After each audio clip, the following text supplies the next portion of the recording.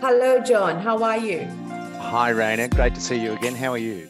Always a pleasure meeting you because I think every time we talk, there's something new that you're doing, and I think we've known each other for a couple of years now as a candidate and a client, and every time there's some exciting things that you've been doing. So just a little bit about John, who's here with us today on our Sales Empowering series podcast.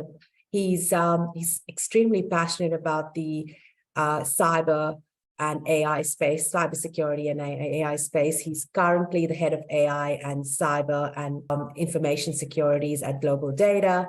He's got a master's in the space. He runs three multiple businesses on the side. And I would have to call him one of the most creative sales professionals in today's evolving time. So I'm always amazed by how he runs that and does that and wears those multiple hats. Uh, he's probably an inspiration and probably a strong mentor to a lot of sales professionals out there wanting to do things differently and creatively. What I love is that he's found his niche and he's maximizing that, and he's so passionate about it. He's got years of leadership experience and he's got a wealth of knowledge. So welcome, John. Thank you, Raina. Good to be here. Great to be a part of the podcast. John, if you could tell us a little bit about, what you're doing at the moment, a little bit about, what's brought you here and what's keeping you doing what you're doing. Sure. That's a great question, actually, because I never actually set out to do what I'm doing today. However, it grew out of a passion, out of a logical sequence of events from my history of my background in business. I commenced many years ago in the media and advertising industry and built a very successful media agency that I ran for many years, and an extension of that was that grew into being an early adopter of working with clients with social media. Mm-hmm. And I started a business in social media, and an extension from that became crisis management PR, when people were doing a lot of mistakes on social media and, being caught on camera doing the wrong things, or sitting in a hot tub at a KFC, or, whatever the case may be, and then trying to backpedal people out of bad press. That led to that company being sold and me moving into a more like taking a greater interest in the data and analytics about how that is kept on the web. So once it's on the web, it's on the web. And that led to an interest in cybersecurity. So I went back to university and got my grad cert in cybersecurity, and then my master in cybersecurity. Wow. To be able to protect people. Now, all through that journey, I was in sales to be able to afford to put myself through uni and pay for it all. And so with that became a successful business in social media. Mm-hmm. And then that led to setting up another business called Five Eyes Cyber, which works with small to medium enterprises, mum and dad businesses who are big on the target scale, right through to large enterprise companies that don't understand their own cybersecurity posture. And then I'm brought in to be able to give them some analysis and some positioning about where they sit with that. Mm-hmm. So that works through one of the companies, which is Five Eyes Cyber. And then I have another company which supplies a lot of the hardware and the software for that, which is called Quantum MSP. So that's a company that supplies the product for managed services and be able to help people online without actually having to go to location. Mm-hmm. And then consequently, I've also had the DMG Social business running, which is a social media marketing company for small to medium enterprises up to enterprise that want to have a positioning with their social media at an element where it keeps them at a very vanilla level and nothing is too outlandish or outside of their remit. Mm-hmm. And then with that, a company that I worked for along the journey by the name of Global Data, I ran into one of the senior executives there, and he said, look, we've taken a new direction with our company, and across all of our market verticals, we'd love for you to be able to come back and head up our artificial intelligence, cyber and information security across Japan and Asia Pacific. And I said, well, I've just set up these businesses, and they said, you can do that as well. So here we are. Awesome. Awesome. So tell us, John, I mean, obviously you've got a lot of knowledge, a wealth of knowledge in the whole AI cybersecurity niche. What do you think, I mean, in 2023, you've seen some evolving trends, right? You're there, you're passionate about the one thing, which is protecting businesses. What do you see as the biggest threat at the moment? What do you see as the trends that businesses need to be aware of? I think first and foremost, Australia as a country is a long way behind the rest of the world as in our cybersecurity posture and architecture and infrastructure. Mm-hmm. You know, we've been cruising along for some time thinking that we're okay on our own. However, the malicious hackers or the state-based actors can be sitting in a shed anywhere in the world and be able to hack into systems here in Australia. So we don't actually have the correct architecture and infrastructure, Mm-hmm. and companies need to get up to speed, and we need to educate everyone in business that they will be wholly responsible for not protecting the data that they hold on their clients, and that's everyone from a small mum and dad business right through to your doctor, through to your pharmacist, through to your real estate agent, through to whomever takes your details.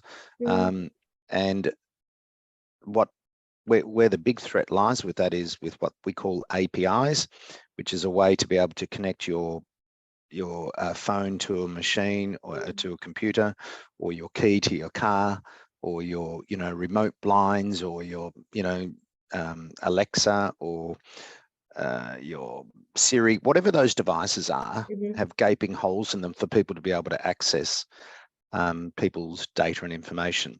And what's happened is with artificial intelligence, people are writing scripts with artificial intelligence to be able to sit there and just repeatedly attack, which gives a denial of service of systems when they just bombard people's websites or platforms so that they crash. So not a day goes by where I don't wake up to say what happened overnight, and I wake up early and scan the internet and find out all the stories of who's been attacked and what's happened, and there's never a dull moment with that.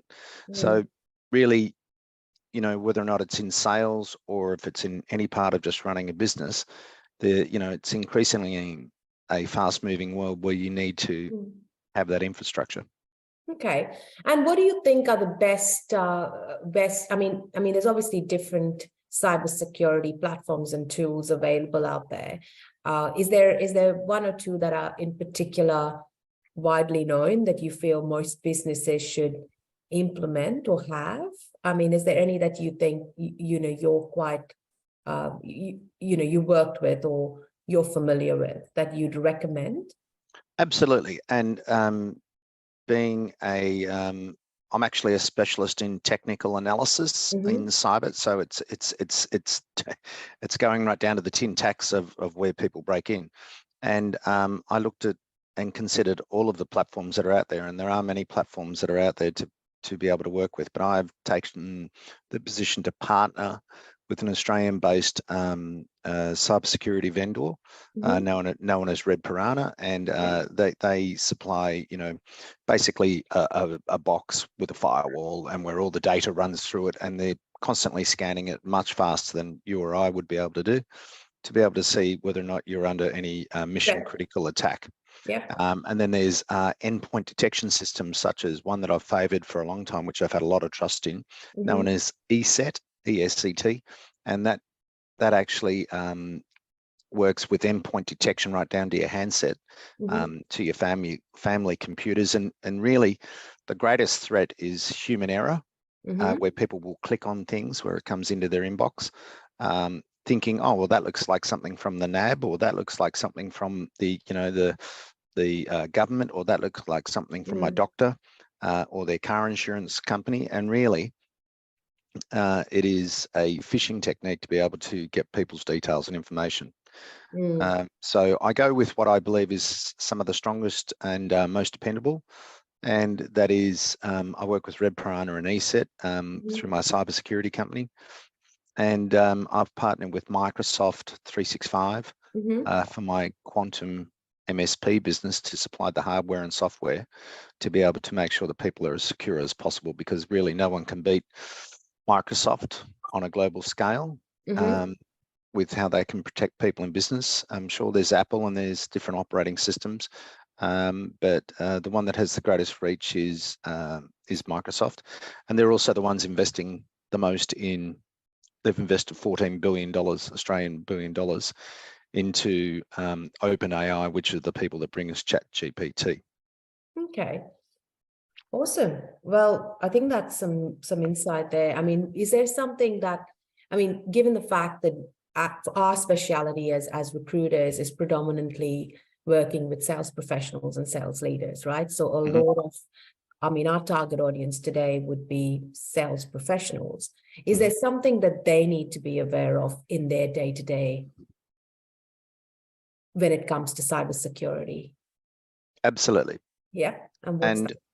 And I'm, make no mistake, I'm still in sales. Everybody's selling something every day somewhere. And I'm working with clients every day to help protect them, sell their wares the best way possible. And so when we're picking up the phone and contacting a client directly coldly, or whether or not we're sending an email, or whether or not we're contacting them on LinkedIn, or whether or not we're reaching out via email or SMS services, at all times, there's never been a better time to have a strong profile and be in control of your profile, rather than there being a twin or a fake or a deep fake, because people can masquerade around as yourself or myself and create deep fakes that they can send out information, which can be a disinformation or an information warfare, and damage your brand. So it's very important to be foot forward. And I believe, and I'll say it again, I'm in sales every day, I'm selling every day, and I wish to control my brand and presence in the market, and that is by making sure that I'm searching for any deep fakes myself, and also making sure that I'm controlling the narrative of what goes into the market. Perfect. That's awesome. That's some really great advice there, John.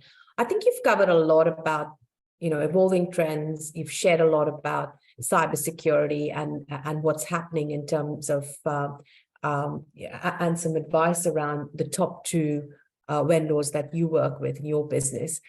I'm also very inspired by the fact that you wear multiple hats. I think to share what I think would be really useful would be to share how you do it, right? I mean, I know you don't have to give us your formula, but you're probably one of the most creative sales professionals to be able to use you're credible enough to have a company that you used to work with now approach you to run their cybersecurity and for them, and then also give you that autonomy and opportunity to keep running your own business. How did you do that? Because not many sales professionals who want an exit but then want to keep using their skill set and finding their passion, they aren't able to hack it, right? So you've done something right. And what is your advice that you'd like to share with other sales professionals wanting to lead that more creative, / entrepreneurial, which is pretty much what today's day and age should be. Yeah. Because let's be honest, sales in itself can be an awesome role. You make a lot of money. You have to have a lot of energy. You need to be extremely motivated and self-motivated. You need to be very goals focused. But at the same time, it can get monotonous, and having a bit of variety and having multiple streams of income created makes you that creative sales professional where you can own your destiny, right? So I think you've done that very, very wisely, and you've done that the right way. But also you've gone out and built your, you've gone out, studied what you're passionate about. You've gone and upskilled, and now you're putting all of that into place. So I mean, be nice for you to share some advice around how you did that, and what um, and any advice you can share around how you manage that and how you've gotten to where you are, because I think it's quite inspiring. You know, I actually haven't really stopped and thought about that, other than whilst you were just saying that, Raina. And one really important element is, I believe a good salesperson just has to be passionate. Mm-hmm. You know, give me someone who's passionate, and I can teach them how to do the hard work. Agree. And that goes back to a long way. When I was a boy at school, and I went to a school where they had rowing, and I'd never rowed before, and they said, you look like a big beefy bloke, and you're passionate about sport. And I was, and I am still today. And they said, well, we'll teach you how to row. Anyway, they taught me how to row, and we went on and rowed and won all our school championships. And then we won the Australian championships. And then I was picked to row in the under-23 squad for Australia.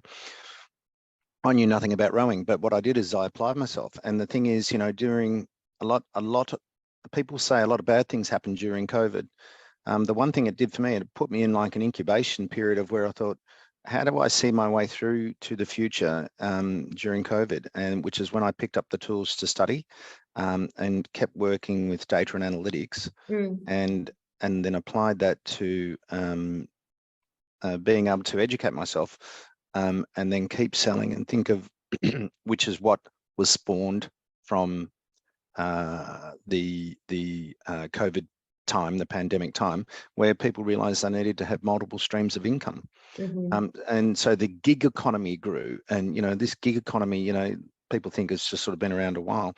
It's been around quite some time, and people do have different revenue streams. And with the cost of living today and what it takes to be able to live and what you're paying in taxes, you know, gone are the days of where loyalty has stood true to your employer, unless the loyalty is shown back towards you.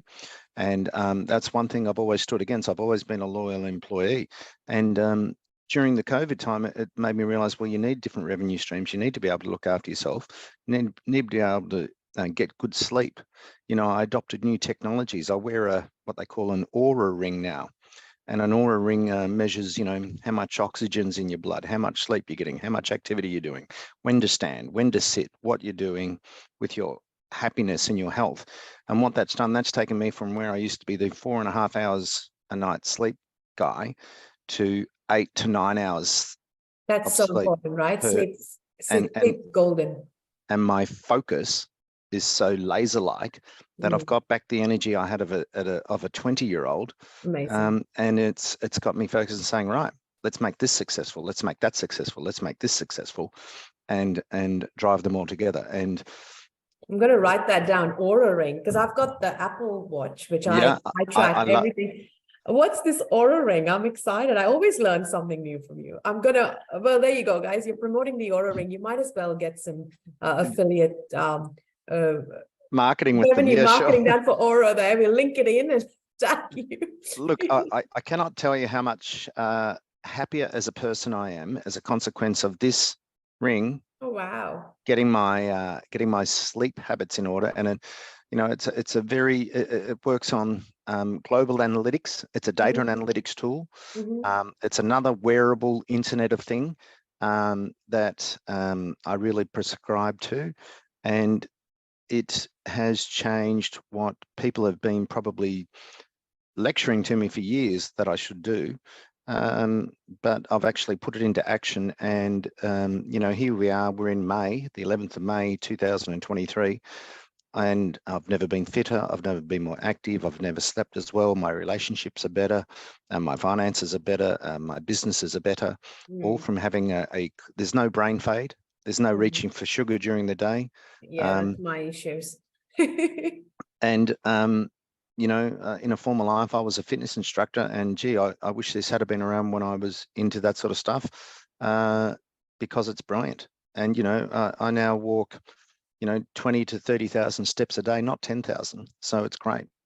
Wow, you do 20 to 30,000 steps. Where do you walk for that? Any opportunity. So it tells me, you know, like I should have jumped up and gone for a walk during this Zoom meeting. but you know, I make up an excuse, and what I do is I get on the phone and I call someone, or I listen to a podcast. Yeah, So I'm same. constantly learning, constantly using the tools around us to be a better and more productive person. I Mm-hmm. don't play any games on any of the tools or any of the internet connected uh, products that we have in our life, but I'm very big at driving artificial intelligence and what we can do with cyber. And there's one area where the world hasn't caught on to yet, and that is the metaverse. And the metaverse, where all of the activities that we know and work with today will be duplicated, or they are duplicated already. And I spend a lot of time in there, where I can be sitting in a coffee shop, Raina, and have my complete desk setup that I've got here Mm-hmm. on my headset, and be typing on a digital or my real keyboard. So Mm-hmm. what you can do is you can set up your real keyboard, and I'll be sitting there in the virtual world, in the metaverse, and people can sit in the same coffee shop, and you say hello to one another, and they're real people doing the real things, but in the metaverse, but they're working on their own activity. This is a concept that you just need to sort of transform yourself. It's a real paradigm shift. And I know global businesses are looking to set up platforms in this space. Wow. My husband's massively into the metaverse and all of Lovely. that space. So he's massively, vested in how that's going to change the world. So I don't know much about it, to be honest, but yeah, it's definitely our kids are going to be doing things very differently. So, Absolutely. yeah, I mean, I mean, I'm excited. And I think, the moment ChatGPT came out, I said, oh God, there you go. That's the doom for us, because they're gonna not want to go out and research and read, and how they're gonna, and now everything's at the tip of they've got everything, get access to everything through ChatGPT. And Jesus, that's the doom.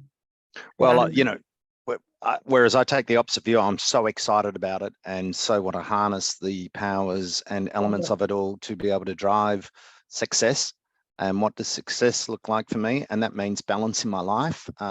This Aura Ring has brought that balance back into scope about, work time, rest time, family time, so on and so forth. And success can be many things to many different people.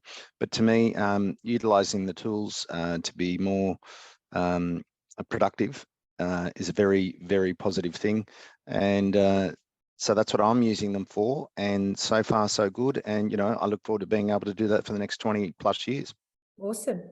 Well, look, John, I think you've covered a lot. I mean, is there anything else you'd like to share with our listeners today? I mean, you've spoken a lot about your passion. You've spoken a lot about what you're doing at the moment. You've spoken a lot about health and wellness. You've spoken about your 3 businesses that you run, and we will mention all of them. And the links to them. So, and obviously, guys, if you think, you'd like to connect with John, I'm sure he'd Absolutely. kind of guide you. And if, you can learn more about how he's done what he's done.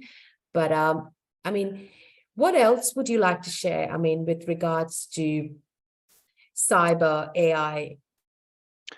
I think one thing, Space. one thing I would like to leave us with is, I've learned to give away everything I know for free to people, because it comes back in spades when people are prepared to pay for it. And that is, there's no point me getting excited about the information I learn without being able to utilize it and share it with people that are actually interested in it.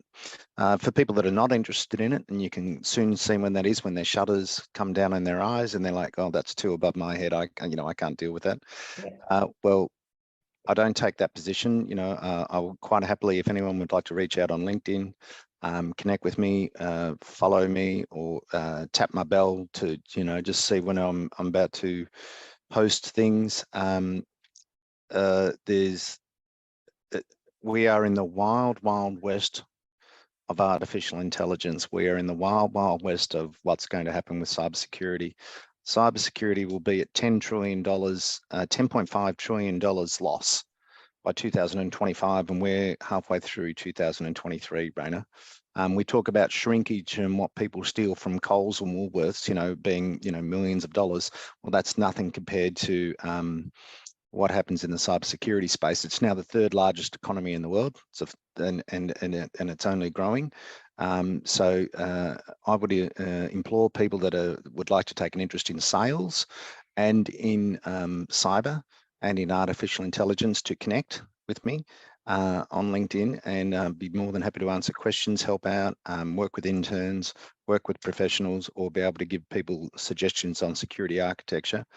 I would say look up the government NIST, NIST, for how to best protect yourself without paying for it, and also familiarise yourself with the Australian Cybersecurity Centre's Essential 8, which are base level cybersecurity postures that companies can take before they look to going to a third-party vendor. If we had had third-party vendors working with companies such as Optus and Medibank, it would have avoided a lot of fallout. And unfortunately, I was caught up in both of those events, and that has required me to go and change passwords all over the place, change credit cards, change phone numbers, change contact, etc. So there's a lot to learn. There's a lot to be a part of it, but I would like to be able to say keep learning, keep selling, and please, if you feel like making contact, that'd be great. Thank you, John. Really, really appreciate you being on here with us today. Thanks very much, Rona.